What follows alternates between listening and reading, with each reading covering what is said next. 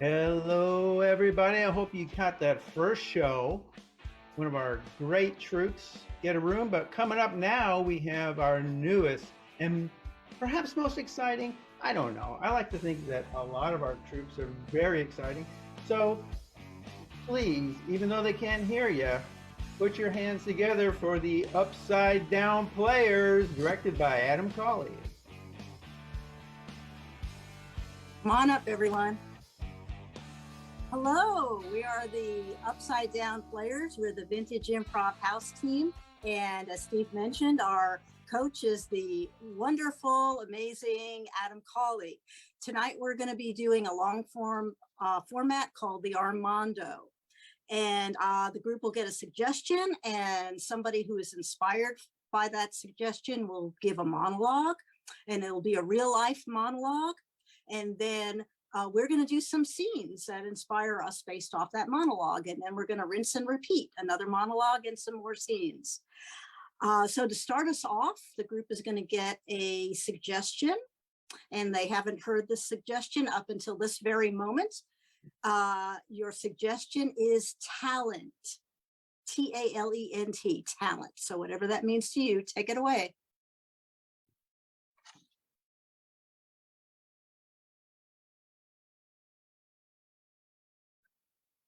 Well, when I was in theater school, there were a lot of talented people, but there were some people who weren't talented, but worked very hard. And so it was always that question, did you need talent? Did you, was it the hard work? Was it the talent? Was it the combination? I mean, we hear a lot about he's so talented and they're so talented in that, but everyone has got a talent. Everybody's got something that they're really love or really good at, or just kind of something that they're just genetically inclined to do. And we make such a big deal of it, but really everybody's got something that really, makes that flame burn in them. So, it's everybody's got it. So, my dog is very talented. My dog can start barking when there is another dog that is 3/4 of a mile away and you can't even see the dog, but somehow my dog, Skipper, is like going around like, somebody's, dropping steaks on the yard. I mean, he goes berserk. That is a talent. I think that's amazing. It's just probably encoded in his DNA. Some people have a talent for cooking. I wouldn't say that cooking is really something that I'm got a real, I like to make pretty something on the plate, but I get bored. I'd rather do the eating part. To me, I have a talent for the eating. I think I'm very genetically predisposed to the eating part, especially dessert. And I think that, I think most humans are, we wouldn't be around. I mean, it's all about what's there to evolve if you don't, eat anything, it's, eating and then processing the eating. I mean, that's life. We all have a talent for that. And, we don't get enough credit. I think there should be like credit, like, when you get a diploma for graduating, like kindergarten or pre-K, like my child is now going into grade 1. I think once we start eating solid food, all babies should get a diploma saying they're now moving up to solid food.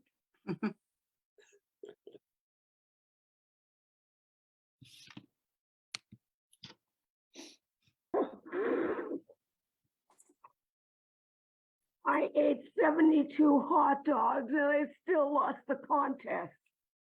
Oh, Kathy, you're so talented. That's amazing. 78 hot dogs.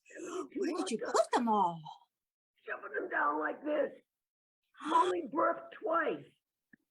Oh my goodness. Well, don't worry about not winning. I mean, you still qualified for the Nathan semifinal competition, and maybe you'll take home that big belt. Just keep working on it. Big belt. Yeah, I gotta get that big belt.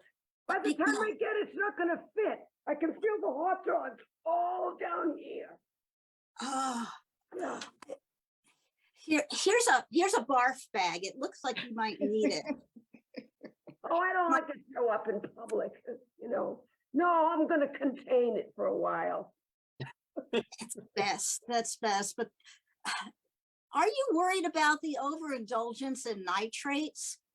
You know, Yeah, you know, I'm glad you brought that up, Francis. Nitrates are a real issue. Right now, I'm like full of nitrates. oh dear. Well, yeah, you better sit down so you can contain all that. But I the press can't, is yeah. here, and the press would like to interview you.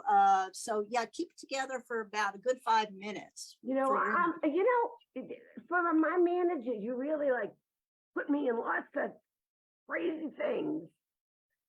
Ooh, ooh, But we're making money, and that's all that counts. yeah, that's all that counts. Of course, those hot dogs cost. Did you see the bill? I never want to see one again. Oh, okay. Well, I was gonna make some Franks and beans for dinner tonight. It is your favorite.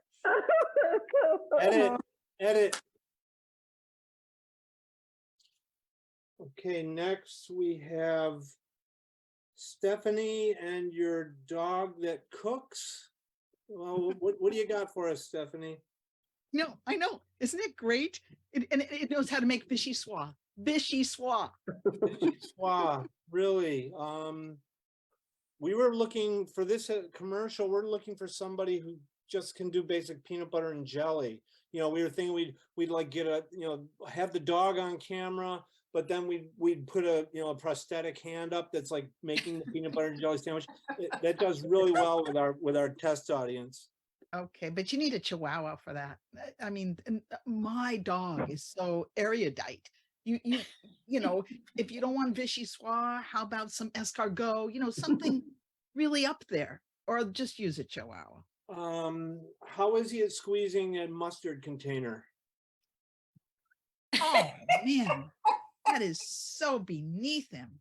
You could use a poodle for that. They'll just sit on it. He is a rather attractive four-legged canine. Am I telling you? The collie with the huge mane, you know, we had to, you know, import him in from Brussels. Did you make those braids yourself? Yeah. See? And isn't he Oh, gorgeous? wow. I mean, Wow. yeah. I've Now- never seen a dreadlock collie before. Well, I'm telling you, this is what he can make anything. You know, he can make paella. You want paella? He's got it. How can he open a bag of chips? Oh my God. That's a dachshund. You got to get your breeds right.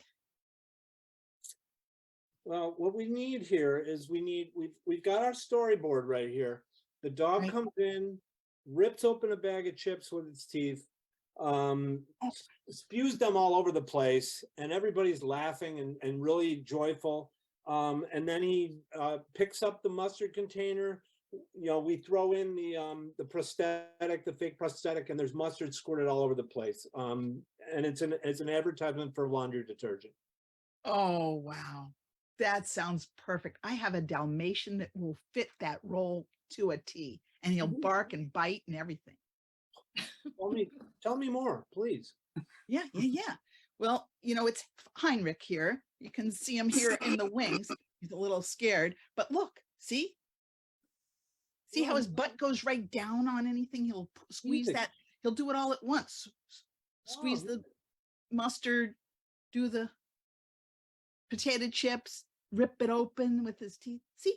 Multi. Let me call talent and see, you know. Heinrich, just don't worry about anything. Tell you what, while I've got you here, we're looking for have you got any birds? Oh, no. Megan.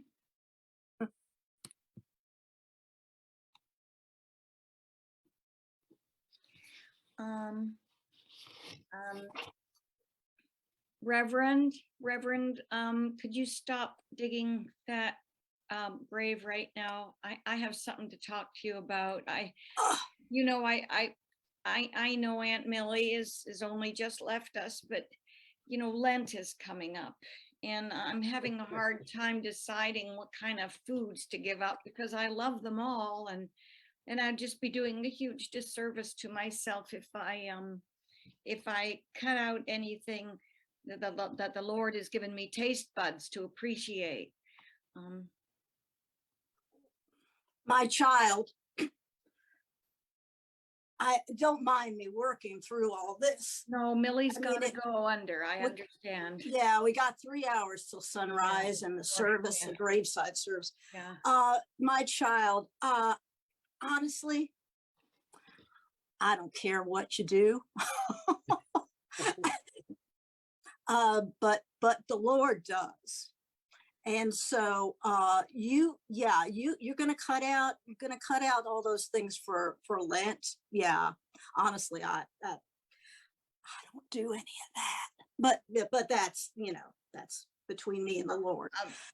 But Reverend, but my whole family has come to see you, and we talk about you at the dinner table and how much you are a direction for our lives, and you said you don't care about it, and I just my whole world is crumbling, Reverend, and you're digging Aunt Millie there, and I don't know if you should be touching the sacred ground that she's gonna lie in. Well, my child, you already paid, and you get the full service. Of course, we're on a limited budget here, so I dig all the graves myself. But I don't worry about what I say is just, between me and the guy upstairs. So don't worry, it'll be a lovely service. You'll get your money's worth. The missus put out some of those M&Ms with the different color M&Ms and the different kinds. We got the almonds. It'll be lovely.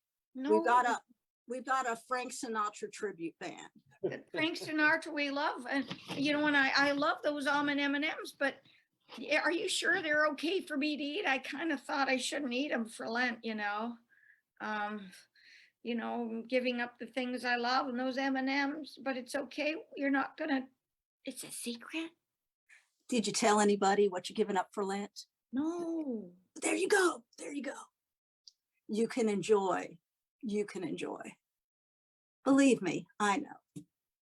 They don't give me these clothes for nothing. Hallelujah. Get it? The Reverend digging a grave reminds me of the nuns I had in school, who their job partially was to indoctrinate us into their religion, but also to scare the living hell out of us. And so this one time, I remember this so clearly. I was in second grade, and the nun was called out for something. She had to go, the principal, and she called me up and she said, "You're the monitor, and you make sure no one talks, and I will check with you when I get back." So she left, and of course everyone talked. They knew I was a pushover. So even second grade, we're smart. So she came back, and I remember her. And now at this age, by the way, we were learning about sin and the different sins. It was a sin, that a venial sin, it was no big deal, and a mortal sin that was really tough, like you murdered someone, and a sacrilege, forget it, you are gone, you're just going straight to hell. So she said to me, "Joan, did anyone talk? Anyone get out of their seat or talk?" And the pressure, the peer pressure with all the kids and the nun, and she could see my hesitation, and she looked at me and she said, "If you lie to a nun or a priest, it's a sacrilege." Now, did anyone talk? And I said, "No, sister." And I knew right away I'd committed a sacrilege and I was doomed, and no matter what I did, I was going to go to hell. So I carried this around with me until I was a young adult. And then finally, and didn't go to confession and sort of skirted stuff and all this business. Well, I did in high school, but that's another story. But I finally went to this church in Boston called Arch Street, where they're Franciscan priests and they tend to be a little more liberal. And I remember telling him this, and he was just so kind. He had this Texas accent, and he said, "There is nothing wrong with lying to a nun." My story.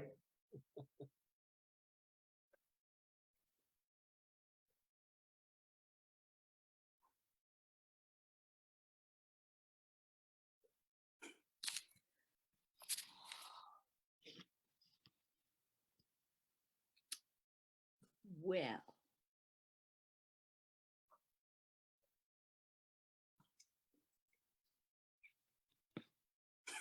what kind of sins have you committed today?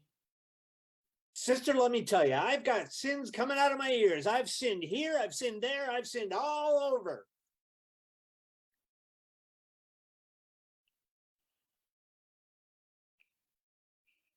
All over what?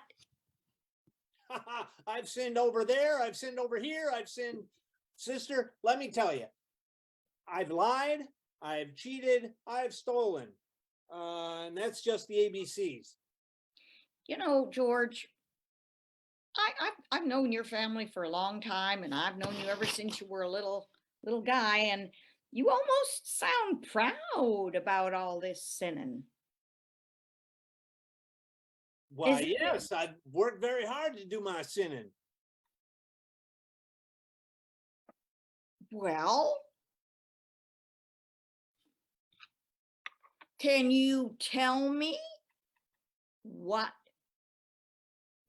this sinning is about?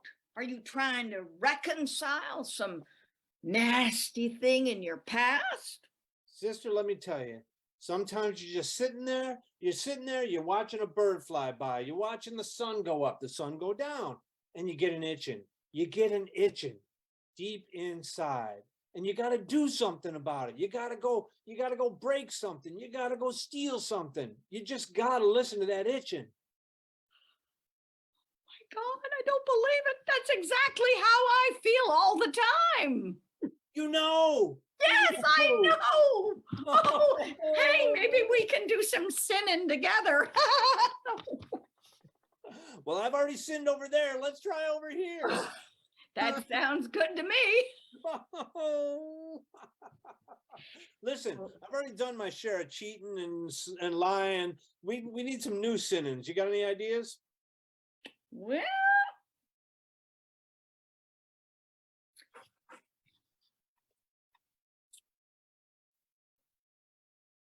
my growing up as a nun, it's kind of hard to think of some sins. You know, all my sins are about like writing with red ink on a paper, and you should be writing blue ink. You know, that's a sin. I eat one extra potato, too much chocolate. Those are the kind of sins. I want some big sins, and I think you're the kind of person who can really help me expand so that I can really be happy. I'm really miserable as a young a nun.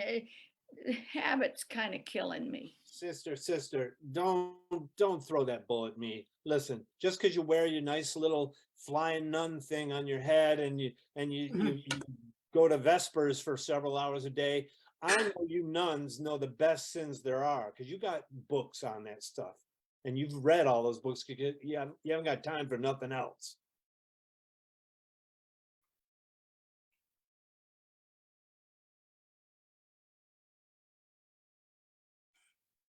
I stole a cat once. Edit. So, thank you for joining our firm. Rebecca, it's been a joy to learn about you and to hire you. I just want to let you know that we are a very liberal bank. This is different than other banks. We're liberal, And so you're allowed to steal some cash, you know, we're kind of easy about that. Margaret, can I call you Margaret? Absolutely. This is what I mean. We're so liberal.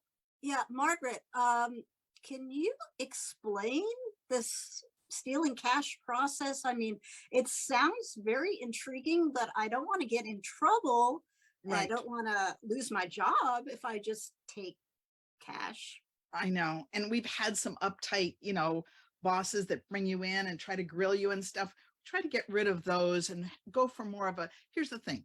You could just grab some cash from the drawer before you go out for the rest of your day. That's one way. Of course, embezzlement is another way to go if you prefer. Oh, okay. Well, the drawer, I just press the button, I suppose, and the drawer opens up. I could do that. I have some pants with nice deep pockets, so I think I'll just do the and The simple you one. know, Okay. yeah. Okay. They, do And that. just- Is it?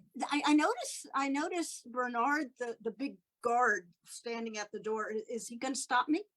No, no, no. He just guards against people stealing too many of the, you know, the little licky pops that they have, what we have in the jar. We just don't Yeah. like those taken a lot. But I just need to tell you, if you want to get up in this firm, you're going to have to start at least learning how to embezzle.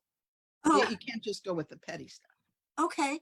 Well, that sounds great because I'm a real go-getter. I like to succeed, and I really try hard. So I think, yeah, I would love to try doing that, and then I give the money back, right? No. We like I say, we don't cotton to just, you know, being tough and getting people in trouble. And no, go ahead and keep it. It's fine. I just do want to let you know that, you know, the last person who made vice president, he had to like learn how to short stocks and, you know, get overinflate our value. And then, you know, it gets complicated when you want to get into the really high level fraud and graft. Oh, okay. Well, I do trade options, and so that's pretty high level. I think, yeah, I think this would be a perfect career path for me. And I will climb that ladder and kick anybody that tries to come up behind me on that ladder. Yeah, I think it sounds great. No, I knew you were perfect for this job. Yeah. The moment I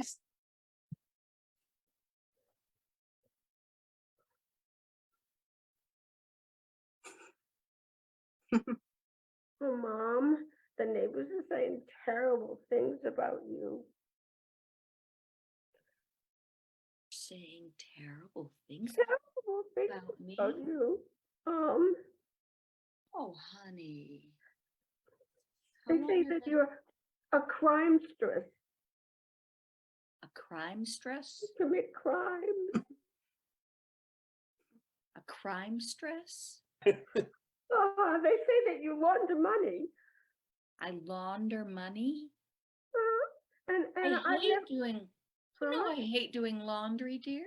I know, but that's what they say. And in the washing machine,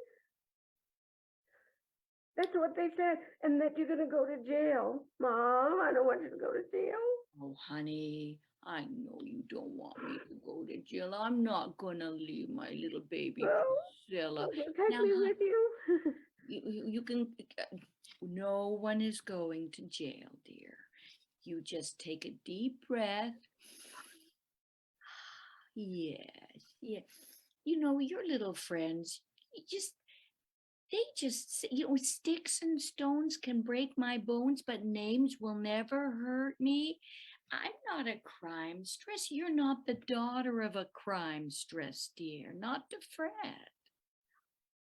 How come we live in a big house and you get a new car every month? That's, Mom, they say that's why they know you launder money. Oh, dear. I don't like washing things. I grew up, my great grandfather, actually, he only took a bath once a month, whether he needed it or not. I mean, honey, sometimes people are so good at their jobs that they make a lot of money. And I just think your friends are jealous. They're jealous of you. and they want to attack me, your mom, who loves you so much and only wants to give you the best. My honey pie. Do we need to get you to a new school, hon? I think so. Could we go to Paris maybe soon? Oh, I think so. Yes, honey, we could go to Paris. Yes. All that money that you have. Edit. Scene. All right, we'll stop it there. Yay. Everybody come back. We are the Upside Down Players, and individually we are Jude outside Seattle. Ollie in Atlanta. John in Maine. Joan near Boston. And I'm Lauren from Dallas, Texas. Thank you for watching. We're on every week at 8:30 Eastern Time. Bye. Bye. Yeah, great. And I'm Steve in Island Falls, Maine. We'll be back in a few minutes with my team, Ramen on Sunday. I just got to go find the room. 'Cause I'm in this room right now. It's like, I'm not sure there's another room. I got to go find it. So please, don't go anywhere. 'Cause you don't have to find the room. You're in the room. I got to find the room. We'll do it. See you again in a little bit.